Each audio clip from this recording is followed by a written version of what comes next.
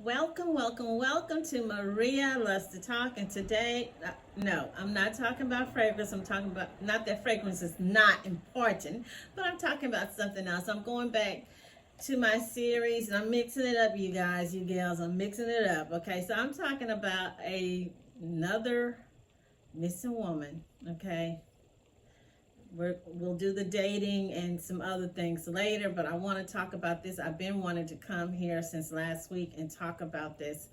So this is a lady, and I know everybody, especially if you're a little Nancy Drew wannabe or Nancy Grace wannabe, whatever, you've been following this story as well. And my question, why do some people, some cases, are solved faster, or the people are found faster than the other people? What does the GoFundMe have to do with it? And blah, blah, blah. So it's something you're interested in, you want to know, you're curious, I need you to get some snacks. Click like and subscribe, and let's get into it. So the young lady that I'm talking about, her name is Felicia Johnson, okay? She is from San Diego. I want to make sure I get my little notes right. San Diego, 24. I think they said April the 8th. That was the last time a friend saw her. She was getting her nails done, and she told me she was going to go to Houston to have her birthday party. I don't know if she had relatives in Houston or what. Okay, so she's going to Houston. And so she did come to Houston. So April the 15th, something about she applied for a job. She went to a job. I don't know if her birthday had passed or the birthday was coming up, but she had a job interview at a place called Cover Girls. It's a strip place, a strip club. I don't know how she found out about it, and I have two stories that I will tell. I will squeeze in about human trafficking because it's real, you guys.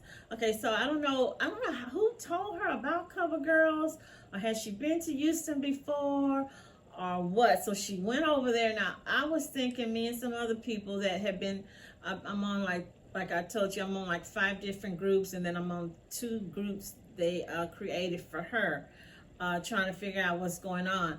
So what they said is that she went over there. First, I was thinking, like a lot of people, she went during the day, like around lunch. And I'm gonna tell y'all a secret. I went way back in the day to I guess it was a strip place. Yes, your girl did, but I wasn't there for stripping. I went with my friend, and he was, of course, a dude. And I was real good friends with his sister, and we all worked together. So make a long story short, of course I wasn't gonna leave my good federal government job, but this job, I think they wanted either hostess or people to just, I don't know, cashier or whatever. So that's what I call myself. Naive, gullible, and that's probably how a lot of women fall into the trap. So we went, so he checking out the place, he looking around and stuff. And I just didn't, and this place was a good upscale place. I just didn't, go through with it. We went, and and I was like, okay, let's go, let's get out of here. So yeah. So make a long story short, so it wasn't at 12 during the day. Supposedly she went late at night. I don't know how late. I don't know if it was 12 midnight, but after she got there, she interviewed with the people. I'm not sure if they really interviewed her, but what they said, the people told her they was not hiring at that time. So she called for a Uber or a Lyft to pick her up. So by that time she waited, and they said she was offered a ride by a man at the club who is a regular. And she took the ride from him and never seen again. So the family and some search party, I think it was AccuSearch, I'm not sure if it's AccuSearch, but family and friends went, and I don't know what led them. They went to Bear Creek Park, which is maybe like 15 minutes from this strip club, and somebody was just happened to run into her cell phone, or saw a cell phone, and it was covered in blood, had a little blood on it. So now this young lady is missing. So what the people were waiting on was for the video, because hey, it's a strip club. I know you have videos. I know you have cameras. So they waited and they waited, and they got the a couple of the activists, Quanell X and some other activists, did a press conference. So make a long story short, the people from the club cover girls are saying, hey, you know what? For some reason, we don't have a video for April the 15th. But we have the video for April the 16th, and we have the video for April the 13th and the 14th, but we don't have a video for the 15th. So, hey, this is really hard to believe. A strip club, any place, even if it's a jewelry store, even if it's a mom and pop little fried chicken joint, everybody and their mama have a Ring camera or some kind of security, because we're living in the last days and people will do crazy things. Suspicious. I kind of felt like this story was going to go in a crazy way, because when I first heard it, I'm thinking this lady, this young woman, she's from a big city. There is no way you're gonna leave a big city like San Diego. And when I think of people from San Diego, Los Angeles, San Francisco, I get the same vibes as when I think about people from Chicago, people from New York, people from can't think of that big city in New Jersey or Philly. These people are pretty street smart. They're pretty smart. They're pretty sharp. You're not going to be able to pull the wool over. They're not like a little country bumpkin.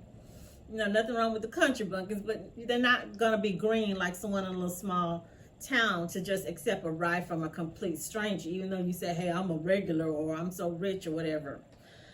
So the daddy set up a GoFundMe page. He hired an investigator. The investigator went out there and talked to the people. The people claim that they don't hire black girls, and that she did come, and they told her they wasn't going to accept the application, or they didn't interview her, but they didn't want to tell her they didn't accept black girls. So that seemed weird. That seemed suspicious. Now the owners of the club are two brothers. They're from Iran.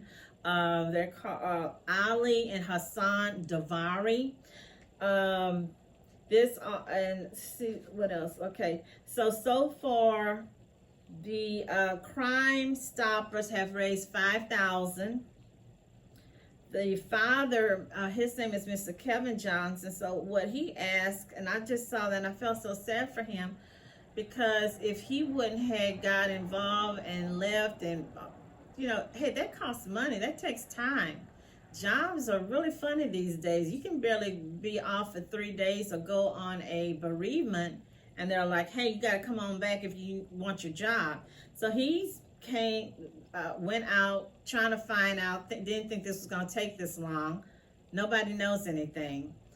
I went, because I'm nosy, I went on, I don't know what site it was, but a lady was saying she had went on their Instagram at CoverGirls, and they basically cussed her out and threatened her, and they cut off their Instagram page, and I don't know if they had a Facebook page, because they didn't want people going on there posting about where's Felicia. So someone said, or the daddy said, that he suspects it's human trafficking.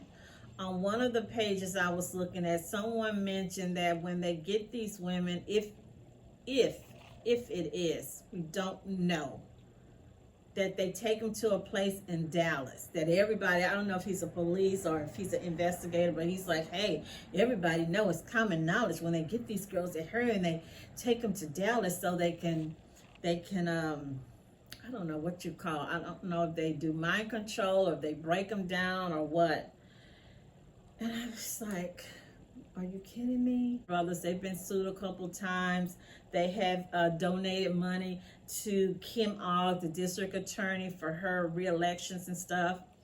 And I'm thinking, okay, somebody said, well, she's supposed to, when she campaigned, she told the people that she was against human trafficking. She was going to be a heroine for women's rights and blah, blah, this. But you are taking campaign donations from people that own strip joints and whatnot. They said that some people said, well, that's not true. They do hire black girls, and they posted some pictures of some of the black ladies that supposedly work there at his other clubs. What I'm fixing to get to, and I'm going to move real fast, right about that same time when and the father asked, and I'm asking the same thing, he said, where is Black Lives Matter? He said, I've been here 2 weeks. No one's reached out to me. No one said, hey, I'm going to volunteer. We're going to go volunteer. We're going to go look. We're going to hit that pavement. No one's done that. What I found here was on May, I want to make sure I get it right, May the 3rd, a lady named Mrs. Sherry Noppe, she went missing in Katy. She's a elderly lady in an upper middle class area. She went walking her dog, left her cell phone. She have, I think they said it's mild dementia. And by May the 6th, so May the 3rd was a Tuesday afternoon at 1 o'clock, about 1, the camera, someone would, again, like I said, somebody had a Ring camera and they caught her walking. So by May the 6th, they found her. Someone had set up a Facebook page. They said they had people was coming, volunteering. And they found her at the, George Bush Park, and it had rained the night before, so she probably was just soaking wet, covered, scared to death. So the little dog was still there, a pretty black dog. He was still there, and she was under a tree, and they took her in, had her checked out and everything, and the family, I think she has a son and 2 daughters, so they were just saying thank you, thank you, thank you. And I think they said, if I'm not mistaken, it was like 5,000 or 3,000 people looked for her in those 3 days. I don't even think I saw 1,000 people or maybe 500 people looking for Felicia on the TV. I don't know. I didn't see anything. I do know that on Texas EquiSearch, when they have people missing, they take donations. So under Mrs. Sherry Noppe, I did see like almost $3,000 in donation. And when I saw on Felicia's name, I didn't see any donations. So I don't know if the family didn't donate any money from the GoFundMe page that the father had raised. I don't know if supporters or other people. So I guess what I'm trying to figure out, how is it some people get found, others don't? Some people get financial support or GoFundMe, and some people don't. Okay, so we have a young woman, a young black female, missing since April 15th. Nothing. And I thought Texas EquiSearch was looking for her, but I guess they stopped, and then they started looking for Mrs. Sherry Noppe, a retired senior lady. So we're still in the dark. Nobody knows anything. Okay. We tell the little kids, don't talk to strangers. Don't follow the person they have a puppy. Don't take money. I remember, people used to offer, and I guess I'm ancient now. I can remember they'll give a kid $1 or 50 cents, and my mom will always say, never take money from strangers. Don't take money. I don't think, and I'm just going to use a little bit, because I already kind of knew that when they looked for a camera, they tried to say they wasn't going to find anything. I don't even think there was a man in the beginning that offered Felicia a ride. I think that someone, allegedly, because I don't have any money, you guys, so don't, I think that something happened in the club. I don't know when they told her, hey, I don't know if they probably told her, hey, we don't accept black girls here, or you got to go to another club. I don't know who told her, or why would someone tell her, why would she go at night? I'm just keeping it real. One of the ladies that was on the page, on her missing page, said that, hey, I'm a stripper. She's not me. She said she was a stripper for so many years. She was still a stripper, and that the way it works, they make you an appointment and you go during the daytime. You don't go at night at 12 midnight. or they'll have a casting call, and several women will all go at the same time, and they get on stage and they try out. And that kind of, made sense. I mean, I worked at Amazon at night a few years back, but when I went for my interview, I went in the daytime. When my brother-in-law got on at this trucking company, he went for his interview in the daytime, even though he worked at night. Okay, so I don't know who told her, or was it a setup then to lure her to go over there? And then after she interviewed, why didn't she call a family member to come get her? Why would you get a lift? Did she tell any of her family members that she was gonna go at midnight to go at a strip club?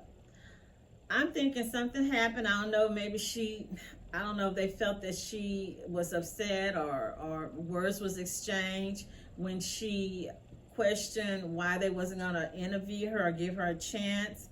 I think something happened weird, that the person, when you walk in the door, was a female, and she's telling the police and the Felicia's dad, Mr. Kevin, that, oh yeah, I remember, and I remember this, and I remember that, and I remember it's a man, and he's a regular, and he gave her. Remember, people, it's a strip club. Where's the bouncer?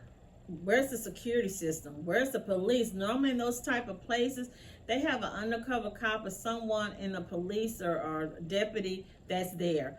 Bouncers are normally somewhere in the front. That's why they call bouncers, because people gonna get rowdy and they gotta throw people out. So you're telling me that y'all not scared of having some people rob the strip, or rob, kidnap your dancers, or the rich people go there, that you have a little small petite lady guarding the door?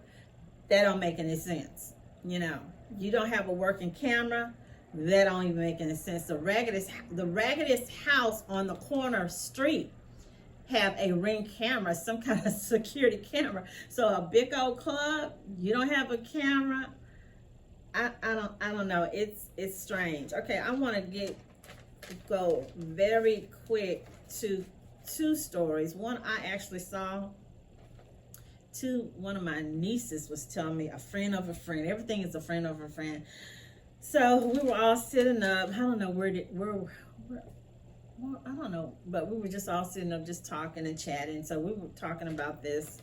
So my niece said, "Oh my gosh, this is really real. You told me about something like this, and you were right." I'm thinking, do these kids think that when people in my age group are, I don't know, maybe 40s, mid-40s, that we don't know anything? Is that what y'all think, that we clueless to what's going on?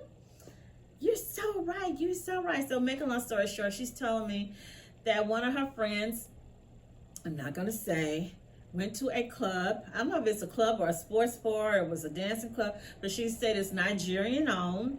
And what had happened was the two girls, and both of these girls were professionals. And that's one thing I like when I see our young ladies. I don't care if they blue, green, red, white, Asian, black, Hispanic. I like to see the young ladies with their little degrees, with their good jobs, driving their nice cars, blah, blah, blah. I love to see it, especially when I hear young people say, "Hey, I just bought me a nice home for me and my kids, or me and my husband," or whatever. So she said one of the young ladies is a pharmacist. We know what pharmacists make, right? $100,000 and up. This young lady got to be about 27 and 26. The other young lady, she's some kind of accountant or whatnot. So she said they're just sitting down drinking and chit-chatting and just looking at the other people in the club. And a woman comes up to them, another young woman in their age group, and she offers to buy them a drink. Now, to me, as a female, and I used to go to clubs back in the day, hadn't been in a club in about 15, 20 years, but I'm like, why would another chick offer to buy me a drink? Normally I'm looking for a dude.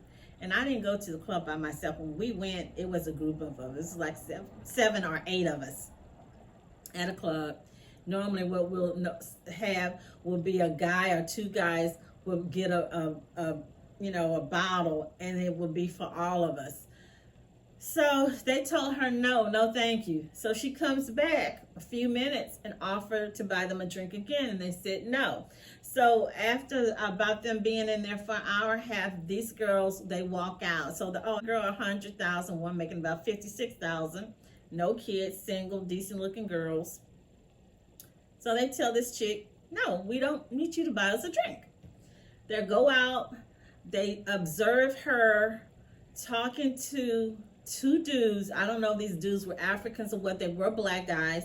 Observe her talking, the girl that was trying to give him a drink.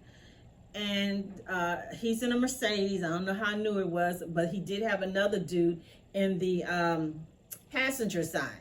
So she said she heard the young lady tell him, I'm sorry, but I couldn't get them, or I couldn't get anyone tonight, or they wouldn't go, or something to that nature. And I'm kind of like that too. I hear people be talking or saying things, and I don't, it doesn't register until I get in my car or get home and I'm cooking and I'm thinking, wait a minute, what? So that's what happened with this girl. She's like, wait a minute. This girl was trying to pick us up for these dudes. She was trying to put something in our drinks. What if we would have took the drink?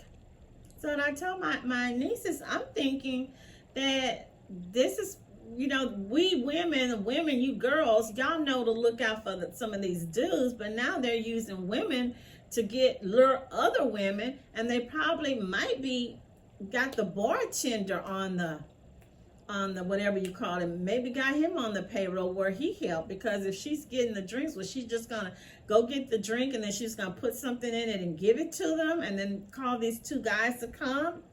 Is the club in on it? Okay, second story. Another friend of a friend.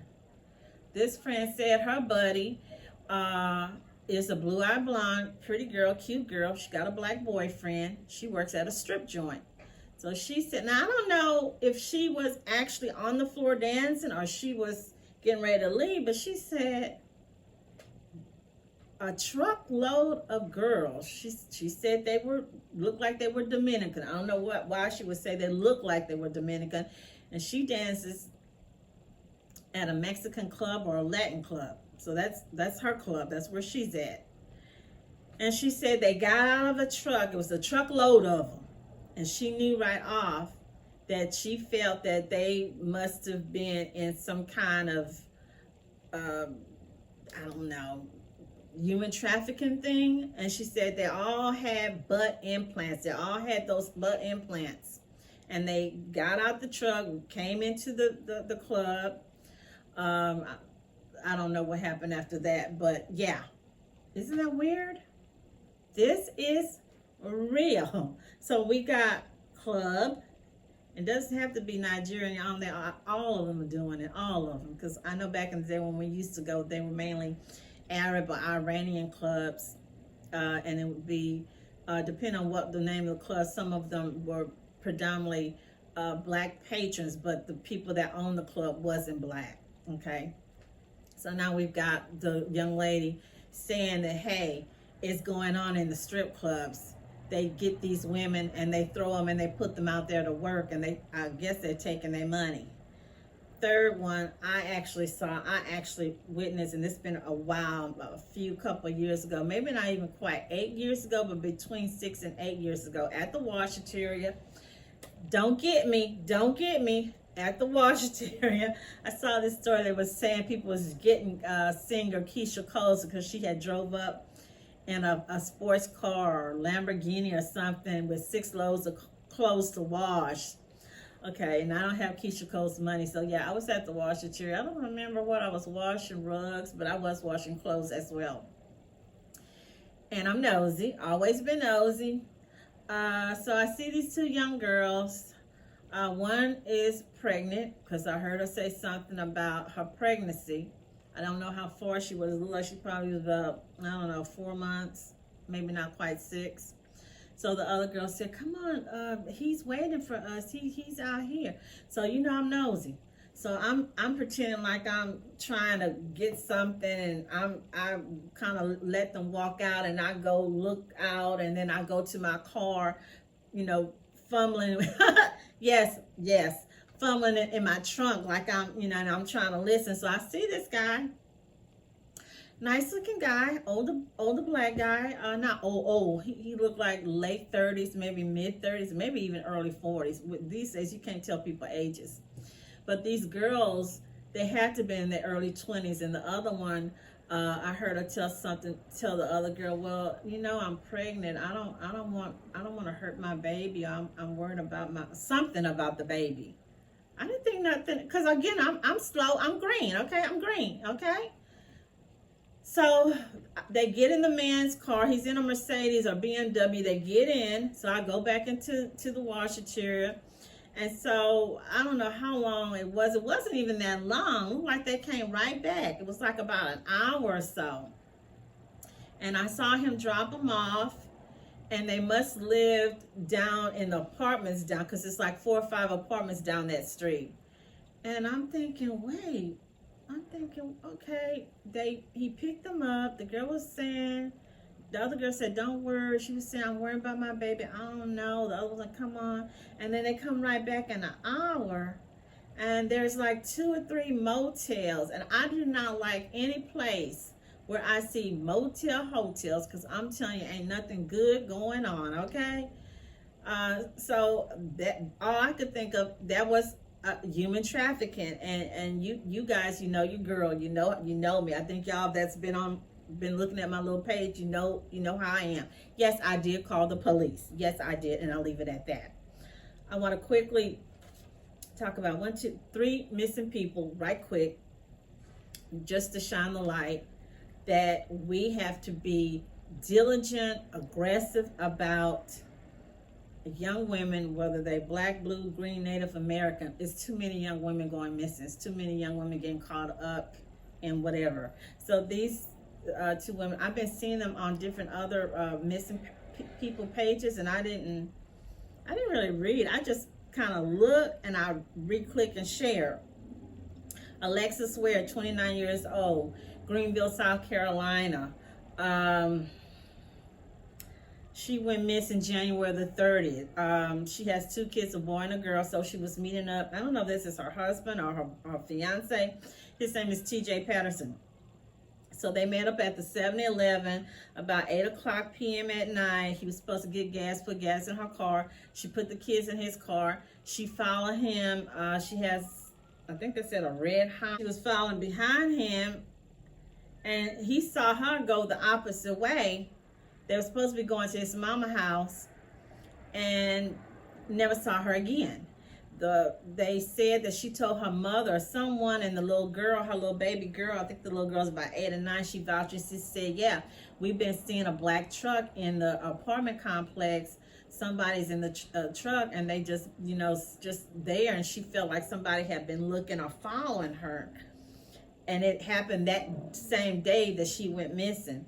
So when they did find her car, this happened January the 3rd, February the 2nd, they found her car 70 miles away. It was in McCormick County. And then again, she's from Greenville, South Carolina. And they said the purse and the cell phone was still in the car. The young woman is still missing. So we need to send some prayers out to the family, light a white candle. I mean, as you see how my candles doesn't have to be white. Your tensions in your mind and in your heart have to be good. Another young lady, Alexis Morales, South Bend, Indiana. She went missing April the 19th, 27-year-old mom. She had a 5-month-old baby. She was in a BMW, last seen April the 12th, so they found her April the 19th. The baby was alive, she wasn't. They don't know what happened. They don't know, and I know you can't always blame the spouse or the baby daddy, but I'm still a person that's like, most of the time, half of the time, 80% of the time, it is the baby daddy. Allegedly. I know they said with Alexis Ware, they ruled out her husband. They ruled out TJ Patterson. They said he was not a suspect. Okay, so the last lady, Brittany Booker. Well, now I have one more. Brittany Booker, she's 30. This lady has 6 kids. All these ladies, the first lady, Alexis Ware, she's a social media model. All these girls are pretty young ladies, okay? So Brittany Booker, 30 years old, 6 kids, 6 babies. The youngest one I think is 2. So they said the police found her April the 24th in her car. And she had went, I don't know how long she had went missing, but they have arrested 3 women. Remember, I told you about my niece's friend said that the woman that was trying to get them at the little club was a woman. The men had set her up to go get women. So now they're saying here with Brittany Booker, 3 women was arrested. I don't know what they were doing, hiding or protecting the guy. The guy that they're looking for, they're still looking for this man. His name is Terry L. Jackson. I saw the 3 women. They didn't have the same name as this guy, so I don't know if they were friends, if they're relatives, or what. Why would you be hiding and protecting a man that took a woman from her children? Why would you do that? And what happened with Brittany? Her best friend was getting allegedly beat up or attacked by Mr. Terry. That was his girlfriend. So she called herself getting in, trying to help. And he hit her with a hammer. That had happened 2 months before she went missing, April the 24th. So he hit this woman with a hammer. And she's not a big woman. She's a little petite lady. And so he comes back. I don't know if she let him in voluntarily, if he bust the door, if he was sitting out at her house, but they did have a video camera, and that was good that video camera got him. It showed him walking behind her. So she was probably trying to lead him away from her kids, not to hurt her kids. They're still looking for this guy.